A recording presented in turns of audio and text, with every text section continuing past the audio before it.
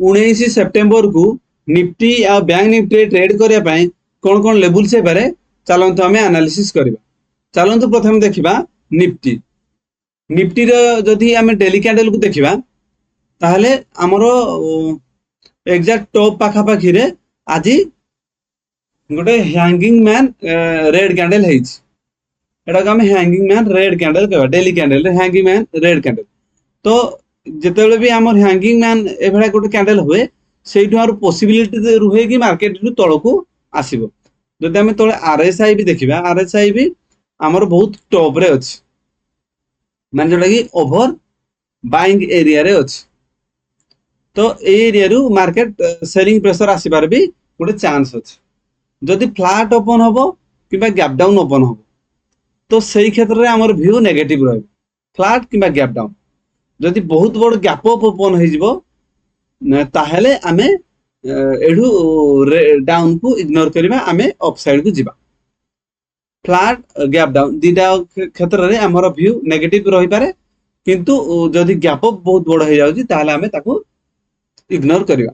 चलो देखा 15 minute time frame रे आम कौन कौन लेवल हो पारे। जदि आम 15 मिनट टाइम फ्रेम देखा मार्केट कौन कर गैप अप ओपन है धीरे धीरे धीरे धीरे मार्केट आसिकी एग्जैक्ट जो क्लोजिंग एरिया आमर प्रीवियस रे थिला आमर 17 सेप्टेम्बर रे ताकू सपोर्ट नहीं कि मार्केट पुणी एग्जैक्ट सपोर्ट नहीं कि मार्केट पुणी अपसाइड मूव कर। किंतु मार्केट आज जो एरिया रू सेलिंग प्रेशर आसला एग्जैक्ट कौन कर से एरिया को टॉपी न पारी क्रॉस न करी ता प्रीवियस रू से क्लोज दे।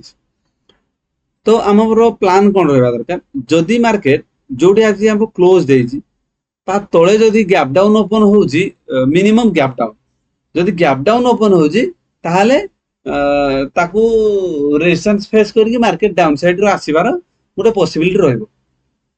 जदि गैप डाउन ओपन हो ताहाले जो आज जो सेलर सेलिंग प्रेशर थिला माने 25,450 जो सेलिंग प्रेशर पड़ता से सेलिंग प्रेशर टा रहइबो जदि गैप डाउन ओपन हो। जदि मार्केट बहुत बड़ गैप अप हो जाउची मिनिमम 25,450 ऊपर जदि गैप अप ओपन है फास्ट कैंडल ग्रीन हो जाउची ताहले से पुणी मार्केट ऊपर को मार्केट जीव बाहर मार्केट पुणी जीव। जदि गैप डाउन भी ओपन होची एरिया रे ताहले हम पई सपोर्ट भलिया काम करिवो 25,350 ऊपर रेजिस्टेंस भलिया काम करिवो 25,450 350 रु 450 ए जो 100 पॉइंट रहला ए 100 पॉइंट भीतर मार्केट एमती घुरी बुलिबो। जदि मार्केट फ्लैट ओपन होची कि गैप डाउन एरिया रे ओपन होची जदि मार्केट बहुत बड़ गैप अप ओपन हो जाउची ताहले 25,450 को मार्केट कौन करिवो सपोर्ट नहीं कि मार्केट ऊपर को पळेबो। चलो देखा बैंक निफ्टी। बैंक निफ्टी जदि हमें डेली कैंडल को देखा ताहले मार्केट कौन कर exact area market upside move कला परे जो भाया रेड कैंडल है को हमें हैंगिंग मैन रेड कैंडल कहबा। कैंडल पैटर्न जो कर हैंगिंग मैन पैटर्न कर। तो एरिया रू मार्केट जदि फ्लैट ओपन हो कि गैप डाउन ओपन हो ताहले ए क्षेत्र में हमें एठू डाउन साइड आसीबो बोली हमर गोटे पॉसिबिलिटी रहइबो हमें डाउन साइड रो किसी एनालिसिस कर पारे। किंतु मार्केट जदि बहुत बड़ गैप अप ओपन हो जाउची जोडी क्लोज देइजी ता थारु पाखापाखि 50-60 पॉइंट गैप अप ओपन हो जाउची ताहले मार्केट रो व्यू पॉजिटिव हबो से मार्केट ऊपर को जीवो। चलो देखा 15 मिनट टाइम फ्रेम रे हम कौन कौन लेवल से पारे। 15 मिनट टाइम फ्रेम देखा तलू आमर गोटे जो ट्रेन लाइन आम ड्र कर एग्जैक्ट ये ट्रेन लाइन ऊपर ही मार्केट आज अच्छी। मार्केट ये ट्रेन लाइन को जे पर्यंत ब्रेकडाउन न देइछि से पर्यंत आमर व्यू पॉजिटिव ही रहइबो आमर आमे अपसाइड ही ट्रेड करबा। जे पर्यंत मार्केट रो व्यू ए ट्रेन लाइन ऊपर ही अच्छी। मार्केट जो एरिया रे क्लोज देइछि तो एठू जदि market gap down flat open हो कि गैप डाउन ओपन हो ताहले आमर व्यू नेगेटिव रहइबो मिनिमम नेगेटिव ए ट्रेन लाइन पाखापाखि ट्रेन लाइन पर्यंत रहिबो। ट्रेन लाइन टच कला बरे